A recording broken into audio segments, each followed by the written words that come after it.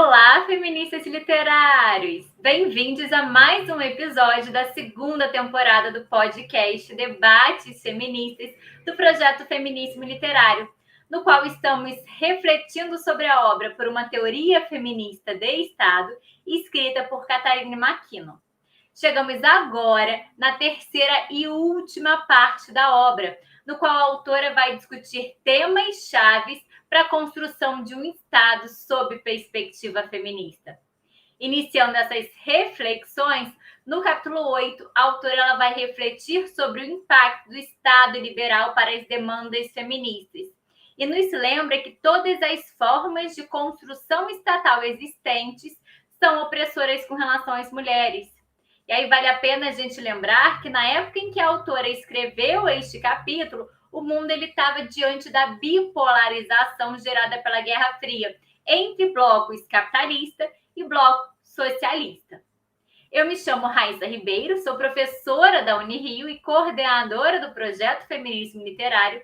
Estou aqui hoje para apresentar a nossa equipe, que vai nos demonstrar também que a pluralidade de ideias é essencial para o aperfeiçoamento do debate. A nossa entrevistadora e o nosso entrevistado, eles possuem posicionamentos ideológicos bastante distintos e ambos fazem parte do nosso grupo de leitura e trocam suas impressões e visões de mundo. Como entrevistadora, temos então a Lara Ribeiro, que é minha monitora da disciplina Teorias do Estado e da Constituição, é parte central na organização das nossas leituras, é graduanda em Direito pela Unirio e bacharel em História pela UF. E como entrevistado, nós temos o Márcio. O Márcio está fazendo a sua segunda graduação com a gente em Direito na Unirio e ele integra o nosso projeto de pesquisa. Acesse também, gente, nosso site feminismoliterário.online para conferir os resumos dos debates desta temporada. Se você ainda não nos acompanha, aproveita para se inscrever aqui no YouTube e ativar o sininho para receber notificações dos nossos novos vídeos. E já entra lá no Instagram e passa a nos seguir para acompanhar os nossos conteúdos que são postados semanalmente. Se você já nos acompanha, compartilhe esse vídeo para a galera, para podermos refletir juntos sobre a construção de um Estado sob perspectiva feminista. Então, vem agora com a gente, vem! Obrigada, Raíssa, por mais uma apresentação. Estamos aqui novamente e a gente vai debater hoje o capítulo 8, o Estado Liberal, com o Márcio, que também já foi feita a apresentação. Márcio, diz um pouco para a gente como que a MacKinnon vê a estrutura do Estado liberal na proteção dos direitos das mulheres. Oi, Lara. Antes de responder a pergunta, eu queria agradecer a oportunidade de estar aqui nessa gravação. Acho que a universidade ela tem que realmente proporcionar isso, né? Uma diversidade de ideias. É muito bom estar participando. Foi meu primeiro contato assim, com uma discussão feminista. E estou gostando muito, né? E eu acho que a universidade é isso. Acho que a gente tem que estimular esse tipo de estudos, né? De diferentes áreas, para que as pessoas, inclusive, que nunca tiveram contato com determinada posição ou determinada forma de pensamento, possam participar e abrir sua mente também. Respondendo a pergunta, em primeiro lugar, Lara, é importante pontuar que a MacKinnon ela afirma que até a década de 80 as feministas não tinham elaborado ainda uma teoria de Estado. Tá? Até aquele momento havia demandas feministas, né? Mas não tinha sido ainda debatido profundamente uma teoria feminista sobre a forma do Estado.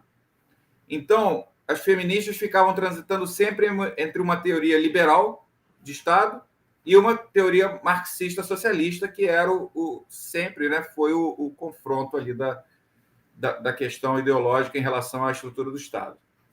A teoria liberal do Estado, né, ela assume a premissa que o Estado é uma mera reflexão dos interesses da sociedade, né? Ou seja, o Estado em si não tem interesses próprios, né? Quer dizer, ele através da lei, né, ele é o árbitro neutro, né, para solucionar os conflitos de interesse. Assim, né, as mulheres são apenas mais um grupo, né, disputando esses interesses e disputando a atenção do Estado para as suas questões. Então, foi nesse tipo de implementação estatal, o Estado liberal, que o feminismo ocidental se desenvolveu mais fortemente. Segundo a McKinnon, o próprio Marx, né, não abordou de forma suficiente a questão das mulheres.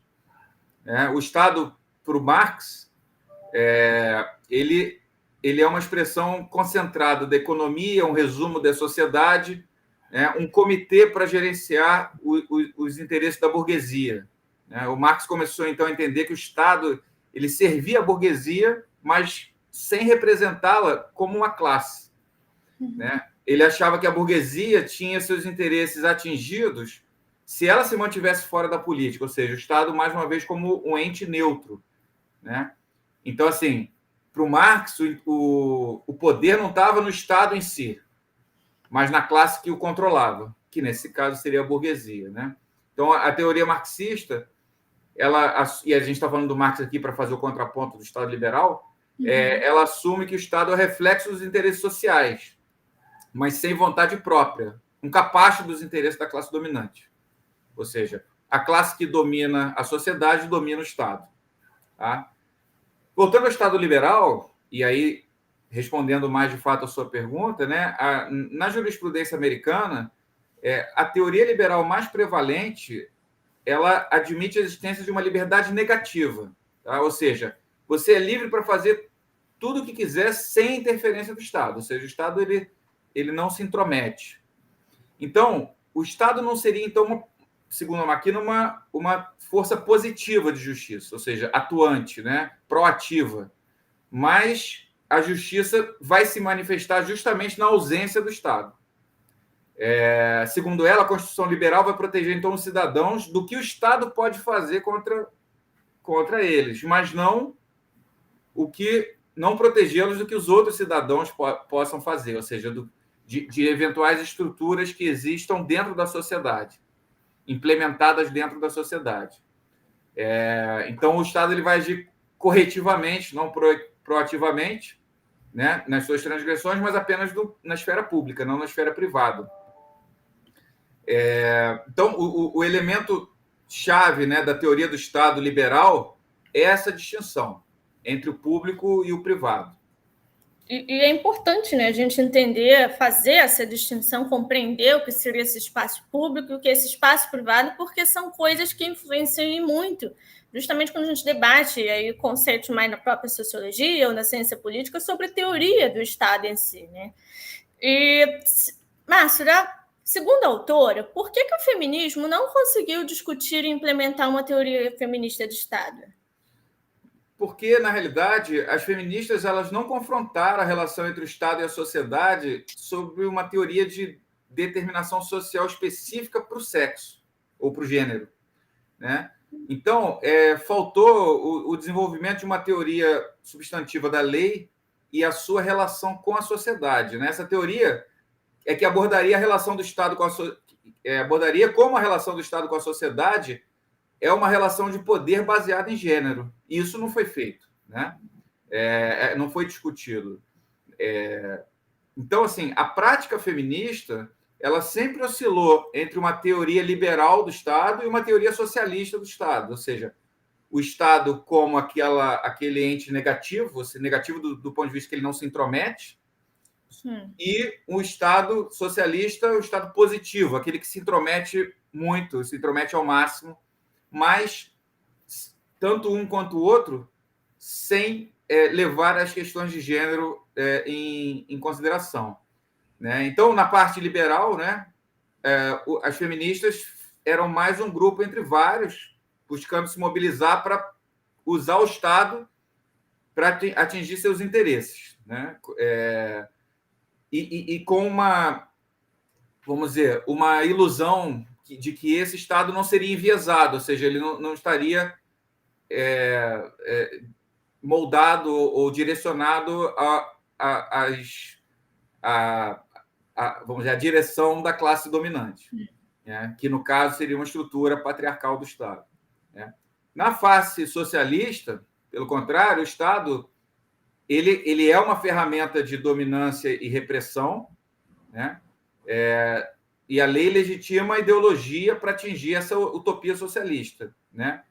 Mas também com poucos ganhos e perdas para o feminismo, ou seja, o Estado socialista ele também não vai levar essa questão de gênero como uma questão de classe, né? As mulheres elas estavam inseridas ali na classe proletária. Um ponto importante, né? Um ponto assim principal. Exato. O liberalismo, então, né? Quer dizer, as mulheres acabaram utilizando, como falado, o Estado como árbitro para garantir a igualdade, né? Mas o Estado, né, é um ente abstrato, com direitos abstratos, e não considerava a estrutura de poder em termos de gênero, né? O Estado liberal. E o marxismo, olhando para o lado marxista, né, ele retira essa arbitragem do Estado, né, fazendo com que a mulher se integre na sociedade civil sem distingui-la como parte de um grupo desigual, né, como falado, né? Existia ali a questão da luta de classes, mas a mulher não era uma classe com uma luta, ela estava inserida na classe proletária ou na classe oprimida como um todo, mas não pelo gênero, né? Então, o Estado ele não resolve o problema ali da mulher também, né? Então, a postura feminista diante do Estado foi de priorizar os temas caros, né, para as mulheres, como estupro, aborto, pornografia, discriminação, né? Mas tem que se entender que o gênero é um sistema social e político que divide o poder, né? As mulheres sempre sofreram opressão econômica, social, familiar, física, né?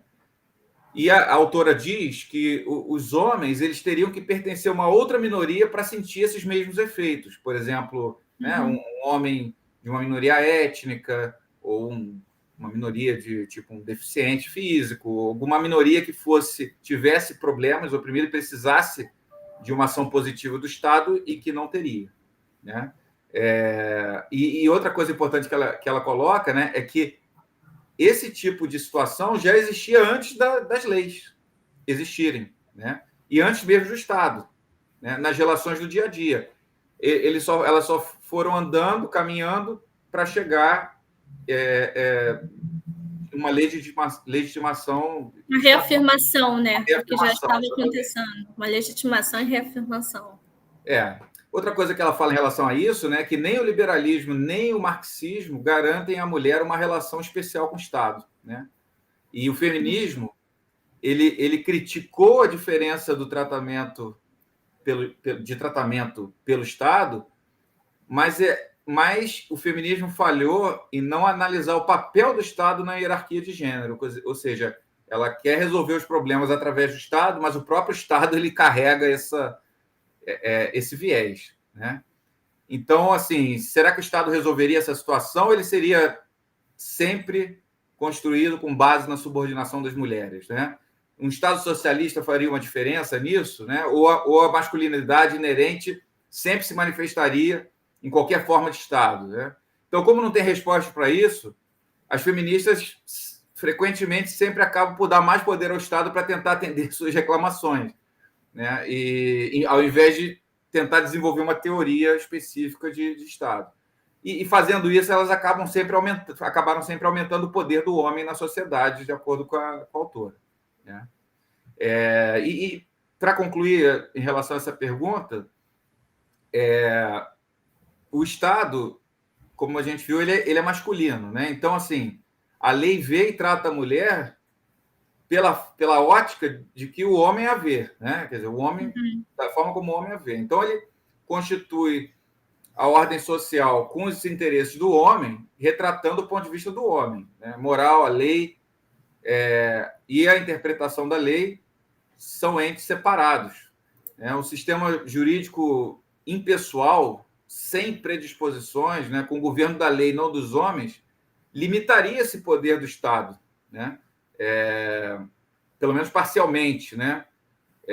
Com restrições escritas, né? Com restrições formais, vamos dizer assim. E aqui ela, quando fala isso, ela parece dar razão ao sistema liberal, mas não à sua estrutura de poder. Ou seja, eu notei nessa fala dela que ela concorda que o sistema liberal ele seria um sistema positivo, um sistema positivo para ser adotado, até mesmo dentro de uma teoria feminista, se não houvesse a contaminação pela estrutura patriarcal de poder dentro desse próprio sistema, ou seja, se fosse possível isolar uma coisa da outra, né? Mas como essa demarcação entre a lei e a moral, a personalidade do juiz e seu papel judicante, né, entre o abuso da lei e o império da lei, acaba se fundindo na experiência das mulheres. Então, assim, essa contaminação ela acaba acontecendo e acaba impactando na experiência das mulheres. Esse debate, esse tópico, né, que você abordou sobre a diferença do Estado liberal para o Estado socialista, se eles trazem ou não as questões de gênero, como eles veem essas questões de gênero, eu acho muito relevante, porque ela traz uma teoria feminista de Estado justamente porque ambos os Estados não conseguem resolver, a partir da visão da McKinnon, não conseguem resolver esse problema. E por que a McKinnon afirma que o Estado liberal, onde há o império da lei, não é suficiente para garantir os direitos das mulheres? Bom, formalmente, né, o Estado ele já é masculino na objetividade da lei, da norma, né? Quer dizer, e a objetividade é a concepção legal do liberalismo, né? Quer dizer, uma objetividade racional totalmente desprovida de viés, né, faria um Estado perfeito, né, como um espelho da sociedade. Só que, segundo a McKinnon, esse espelho reflete uma sociedade em que o homem domina a mulher. Então, como a gente falou no tópico anterior, ele é contaminado, né? Então, ele vai sempre adotar o ponto de vista do homem na relação entre a lei e a sociedade.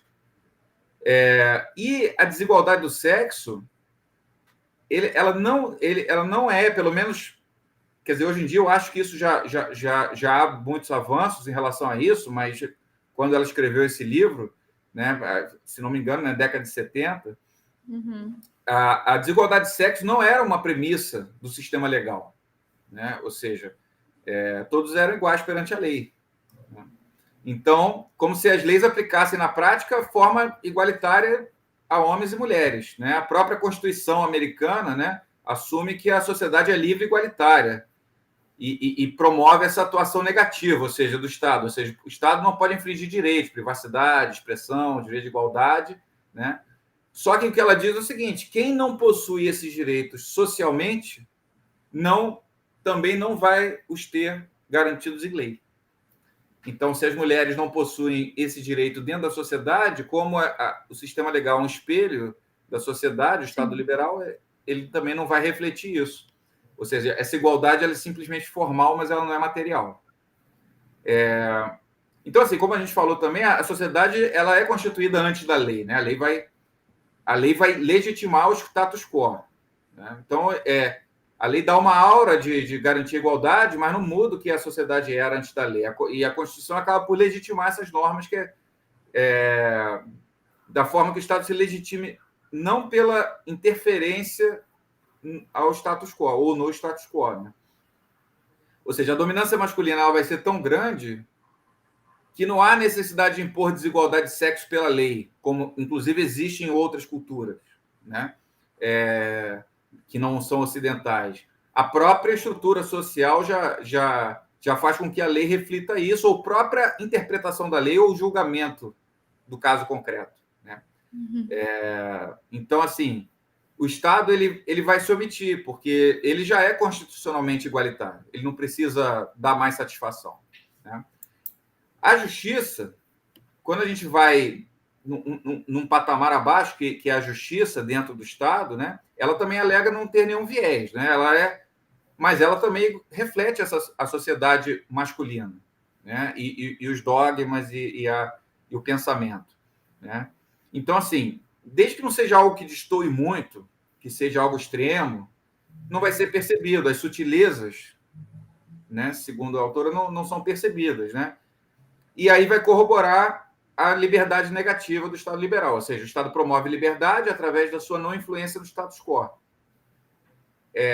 Já a liberdade positiva, né, daria ao Estado o direito de controlar, determinar o que o cidadão faz ou é. Né?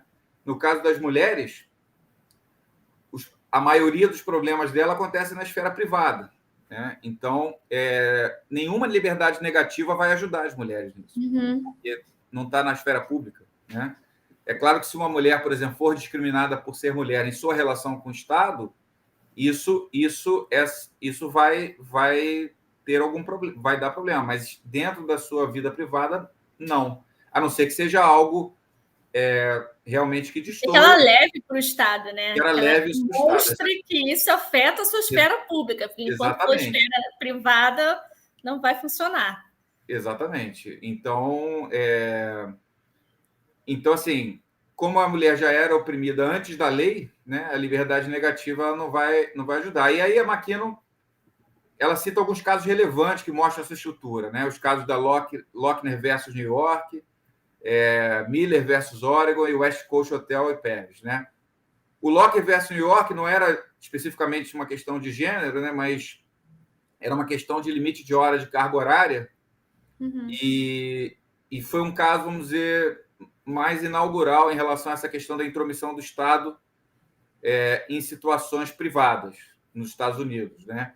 Onde o caso chegou à Suprema Corte, né? Que era a questão dos padeiros na época lá que reclamaram de uma carga horária excessiva, e foi 5-4, né? A Suprema Corte decidiu que o Estado não deveria intervir, mas esses 4 votos tiveram um grande papel na mudança jurisprudencial, porque eles foram utilizados posteriormente, né? Por exemplo, no caso Miller versus Oregon, né? A Suprema Corte autorizou a restrição de horas só para as mulheres, né?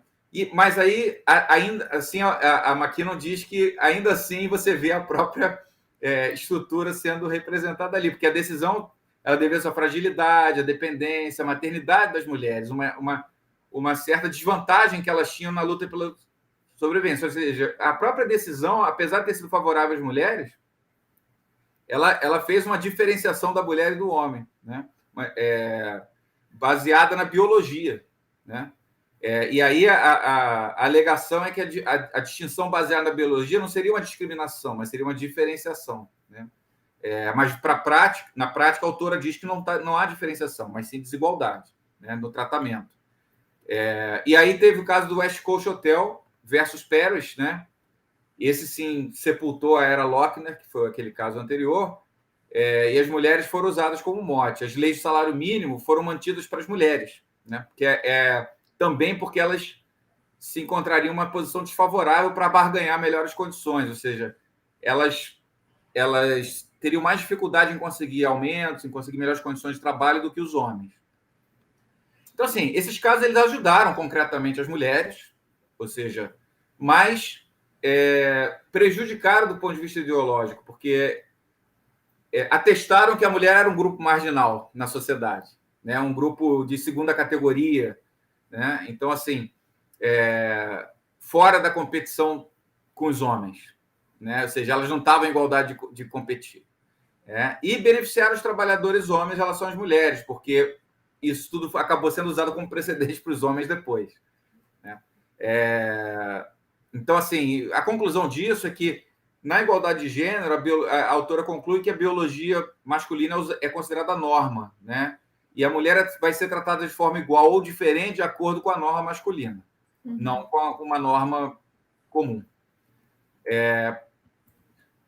Ainda no caso do West Coast, Lara, é interessante falar que só ressaltar que esse era o conceito que a sociedade tinha, né? O julgamento ele foi paternalista, até humilhante, né? E a passividade do Estado nas causas de igualdade é tratada pela autora como sendo tão prejudicial quanto o seu ativismo, né? Que é combatido, porque também gera desigualdade, né? Quer dizer, a outra coisa que ela fala é que aquela premissa da neutralidade judicial, né? De que é melhor a existência de um status quo do que a intervenção estatal judicial, né? No caso Lochner, a gente viu que legalmente os trabalhadores, né, eram olhados, né, da forma que os capitalistas os viam, né, socialmente, como agentes livres negociando de igual para igual, né? No caso Lochner, né, que é o caso dos padeiros. E depois, quer dizer, o caso Miller viu as mulheres legalmente como os homens as viam socialmente, frágeis, maternas, trabalhadoras de segunda classe, dispensáveis. Quer dizer, então há uma neutralidade da justiça, mas a justiça tende a olhar as partes da forma que a sociedade também as olha, né? Um reflexo, né? Um reflexo, né? Então, assim, então essa crítica ela faz em relação a esse aspecto da tradição liberal e que ela diz que é uma reprodução de poder, né? E aí, para finalizar, ela diz também que o conteúdo da lei é observado, se o conteúdo da lei é observado pelo ponto de vista das mulheres, né, constata-se que a forma de ver masculina é reproduzida nas políticas do Estado. Ou seja, o Estado protege e reforça o poder masculino em todos os níveis, ele suaviza, proibindo seus excessos legalmente, quando necessário, né? Ou seja, para que a sociedade também, o tecido social não se rompa e não tenha uma... Né? Mas a lei, na realidade, serve para estabilizar as relações de fato, né? Então, as leis que, por exemplo, tratam de sexualidade, né, ela não evita a opressão sexual, mas ajuda até, segundo a autora, a perpetuá-la. Estupro, prostituição, pornografia, né, o sexo sendo julgado aí com base na possessão, né? Ela diz: o estupro é o sexo com a mulher que não é sua. Ela fala essa frase, né? A não ser que o ato seja para fazê-lo sua. Então, ela coloca assim que o estupro ele seria algo baseado na possessão, né? Sexual, que está dentro do tecido social, né? As leis que proíbem a pornografia e prostituição também, segundo ela fala uma coisa interessante, que eu acho que até já foi falado aqui, mas que serve para manter a desejabilidade, né, da mulher, né? Mas não para combater a desejabilidade da própria pornografia e da prostituição, e não para combater a sua existência, né? Então, assim, independente de ser ilegal ou legal, como as mulheres são oprimidas, elas vão continuar a ser comercializadas e a lei não vai poder fazer nada quanto a isso, né? Como não faz até hoje em dia, né? Nos Estados Unidos, a prostituição é proibida, né? Em muitos estados, né? Você é preso. Tem policiais femininas que se travestem de prostitutas para prender homens que solicitam prostituição, né? E não adianta nada, né? Isso não adianta nada. Bom, então, assim, para as mulheres, a sua essência é a essência da sua falta de poder, a proteção do Estado à política sexual, né? Quer dizer, é a essência da sua falta de poder, a proteção que o Estado dá a esse tipo de política. Essas leis, né? Elas, mais uma vez, elas admitem que a mulher vai ter acesso à mesma igualdade, à mesma expressão, à mesma... que se ela é socialmente igual ao homem, né? Dentro da estrutura social, né? Mas apenas... E aí ela diz que apenas quando a mulher tiver igualdade social, ela vai poder influenciar as leis para suportar as suas reivindicações sobre desigualdade. E aí que entra o mote da teoria do Estado feminista, né? E concluindo agora, realmente, né, o império da lei e o império do homem, para elas, são a mesma coisa, né? Ou seja, indivisível, oficial, circunscrito dentro da lei. Quer dizer, o dito império da lei, na realidade, é o império do homem. E também a parte informal, que não está circunscrita na lei, mas está na parte interpretativa e do dia a dia, né? O poder do Estado, então, ele se manifesta de forma masculina na lei, né? Da mesma forma que o poder do homem sobre a mulher na sociedade é organizado com o poder do Estado. E aí ela conclui dizendo, essa parte do Estado liberal, dizendo que a teoria feminista do Estado deve vê-lo como estruturalista, não apenas um reflexo da sociedade. Ou seja, o Estado estruturando a sociedade, não a sociedade ele apenas refletindo o que a sociedade é, porque a sociedade, ela, como ela fala, antes de existir a lei, já existia essa opressão. Então, assim, o Estado liberal perpetua o poder masculino, né, ao adotar os conceitos liberais de objetividade, neutralidade e racionalidade. Uma visão dita isenta, segundo ela, né, a qual é de fato masculina. Quer dizer, uma visão que é pregada como sendo isenta, mas é de fato masculina. E ela termina com uma frase interessante, que, segundo ela, it's the regime, ou seja, é o regime, é assim. É o que a gente tem, né? É o que a gente tem, exatamente, é o que tem para hoje. É o que tem Então, para com hoje. isso, ela conclui o capítulo do Estado Liberal. Eu achei um capítulo bastante interessante, esse ponto de vista dela, e fico aí à disposição depois para trocar mais ideias sobre o assunto. De fato, Márcia, esse capítulo é muito interessante porque ele traz um novo conceito de Estado, né? Uma nova teoria de Estado que ela começa a elaborar, que é justamente a teoria feminista do Estado, para tentar resolver problemas que as feministas vêm identificando e que nenhum dos estados, como a gente já avisou antes, comentou antes, né? Nenhum dos estados consegue resolver, porque ambos os estados são um reflexo desse domínio patriarcal e masculino que a gente observa no dia a dia. E a lei nada mais é do que um reflexo da nossa sociedade, como você bem destacou antes. Então, eu agradeço muito a sua participação, mas foi ótimo tê-lo aqui para debater um pouco desse capítulo com a gente. Agradeço a quem está nos assistindo. Não esquecem, dá uma olhadinha, como eu falo sempre, dá uma olhadinha lá no YouTube, bota lá para seguir, para receber os avisos dos próximos vídeos. Não esquece de olhar o nosso site também, o resumo do Márcio. O Márcio fez um resumo muito interessante sobre esse capítulo, vai estar disponível no nosso site. E não deixa de seguir a gente também, vai lá seguir a gente no Instagram para mais novidades sobre o assunto. E, mais uma vez, muito obrigada, Márcio. Eu que agradeço. Obrigada a todos. Tchau.